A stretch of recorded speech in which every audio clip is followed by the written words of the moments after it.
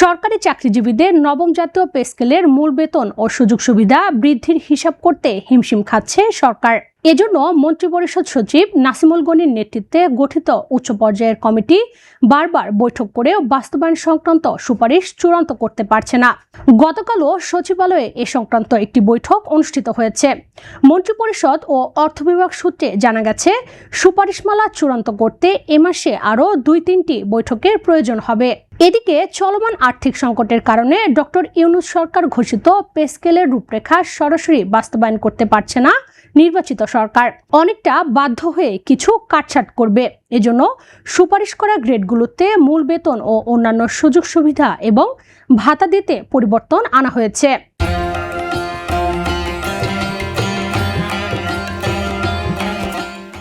বর্তমান পরিস্থিতিতে প্রস্তাবিত পে স্কেল বাস্তবায়ন 3 ধাপে করা হতে পারে, যদিও এতে প্রযুক্তিগত কিছু সমস্যা দেখা দিয়েছে। সেসব অসুবিধা কাটিয়ে 3 ধাপে বাস্তবায়নের সুপারিশ করবে সচিব কমিটি। প্রথম ধাপে মূল বেতন বাড়ানো হবে, পরে অন্যান্য সুযোগ সুবিধা কার্যকর করবে সরকার।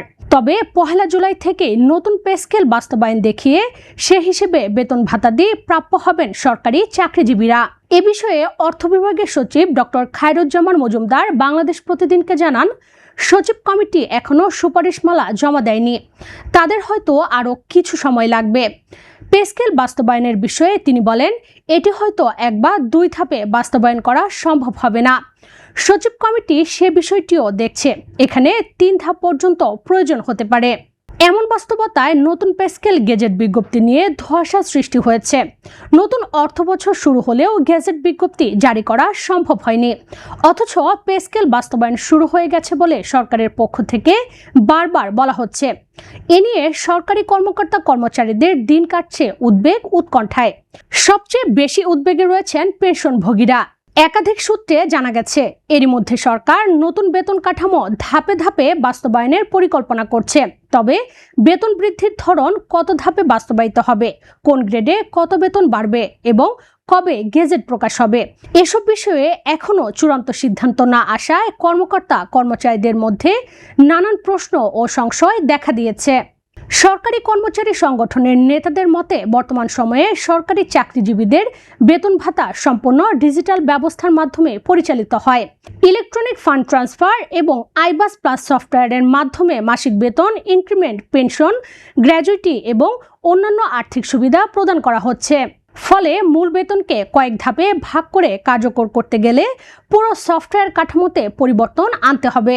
সবকিছুই প্রযুক্তি নির্ভর। ফলে যদি প্রথম ধাপে 50 বা 60% মূল বেতন দেওয়া হয় এবং পরে অবশিষ্ট অংশ কার্যকর হয়, তাহলে 2 দফায় পুরো সিস্টেম পরিবর্তন করতে হবে। দেশের সব সরকারি প্রতিষ্ঠানে একযোগে এ পরিবর্তন বাস্তবায়ন করা অত্যন্ত জটিল বলে জানান বাংলাদেশ সরকারি কর্মকর্তা কর্মচারী কল্যাণ সমিতির আহ্বায়ক আব্দুল মালেক। দেশের সামগ্রিক অর্থনৈতিক পরিস্থিতি বিবেচনা করে নতুন পে স্কেল বাস্তবায়ন করা হবে বলে জানান প্রধানমন্ত্রীর অর্থ ও পরিকল্পনা বিষয়ক উপদেষ্টা রাশেদ আল মাহমুদ তিতুমির। তবে গেজেট প্রকাশের নির্দিষ্ট সময় সম্পর্কে তিনি কোনো স্পষ্ট বক্তব্য দেননি। অর্থ মন্ত্রণালয়ের একাধিক সূত্র জানিয়েছে, পে স্কেলের খসড়া প্রায় চূড়ান্ত পর্যায়ে রয়েছে। বিভিন্ন আর্থিক ও প্রশাসনিক দিক পর্যালোচনা শেষে গেজেট প্রকাশে যথেষ্ট সময়ের প্রয়োজন। তবে কর্মকর্তা কর্মচারীদের জন্য স্বস্তির খবর হলো, গেজেট কিছুটা দেরিতে প্রকাশ হলেও কার্যকারিতা 1 জুলাই থেকে গণনা করা হতে পারে। সেক্ষেত্রে তারা বকেয়া সহ বেতন বৃদ্ধির সুবিধা পাবেন। অর্থ মন্ত্রণালয়ের একাধিক সূত্র জানিয়েছেন, পে স্কেলের খসড়া প্রায় চূড়ান্ত পর্যায়ে রয়েছে। বিভিন্ন আর্থিক ও প্রশাসনিক দিক পর্যালোচনা শেষে গেজেট প্রকাশে যথেষ্ট সময়ের প্রয়োজন। তবে কর্মকর্তা কর্মচারীদের জন্য স্বস্তির খবর হলো, গেজেট কিছুটা দেরিতে প্রকাশ হলেও কার্যকারিতা 1 জুলাই থেকে গণনা করা হতে পারে।